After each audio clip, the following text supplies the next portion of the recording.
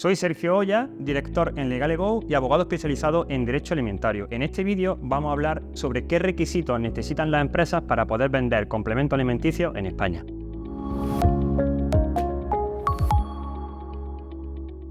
Tenemos que diferenciar dos esferas. Por un lado, la empresa, que como digo, puede ser una sociedad mercantil o una persona física como autónomo. Esa empresa debe estar inscrita en el Registro General Sanitario. En España hay un registro general público donde se tienen que identificar y localizar todas las empresas que desarrollen una actividad alimentaria. En este caso, como nos dedicamos a los complementos alimenticios, nos tendremos que dar de alta en una clave muy concreta que es la clave 26 y según qué actividad alimentaria desarrollemos. Si hacemos importación, distribución, fabricación, deberemos de identificarlo en el registro sanitario.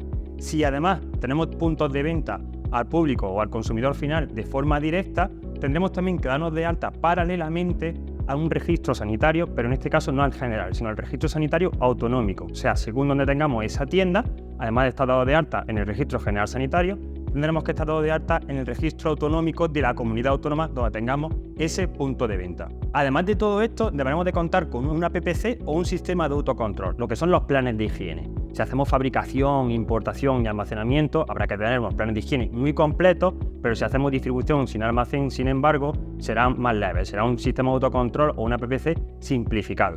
Eso en cuanto a la empresa. Ahora, los productos, ¿qué requisitos deben cumplir? Pues los productos, los complementos alimenticios en España hay que notificarlos, hay que decirle a la autoridad sanitaria competente, oye, que voy a poner a la venta este complemento alimenticio y hago una declaración de puesta en el mercado de ese complemento alimenticio.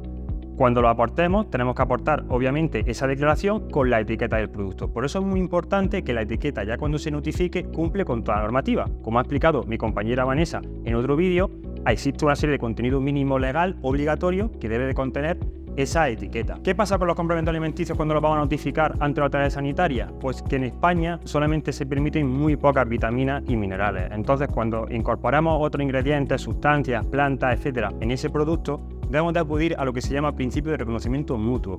¿Esto qué es? Tenemos que ir a otro país de la Unión Europea, Portugal, Irlanda, Francia, Bélgica, notificar o comunicar allí el producto. Allí nos generan un documento, un free sale, un certificado de libre venta, que también aportaremos luego aquí en España junto con la etiqueta y con esa declaración. Además, otro requisito que hay que cumplir es que según en la comunidad autónoma donde vayamos a notificar ese producto, pues hay que pagar una tasa que varía y depende de la comunidad autónoma. Porque los complementos alimenticios, aunque existe una notificación para toda España, se tramita y se presenta en la comunidad autónoma donde tengamos el domicilio social. Si tenemos el domicilio social en Madrid, pues notificaremos en Madrid, y si es en Málaga, pues en Andalucía. Por lo tanto, estos son los principales requisitos que tenemos que cumplir como empresa si queremos comercializar complementos alimenticios en España. Recordemos, en la empresa darse de alta en el registro sanitario, contar con el EVA-PPC y sistema de autocontrol y los productos que las etiquetas cumplan con toda la normativa y además notificarlo ante la autoridad sanitaria. Muchas gracias, estamos a vuestra disposición y si queréis tener más información sobre el mundo de los complementos alimenticios, seguid viendo vídeos de nuestro canal.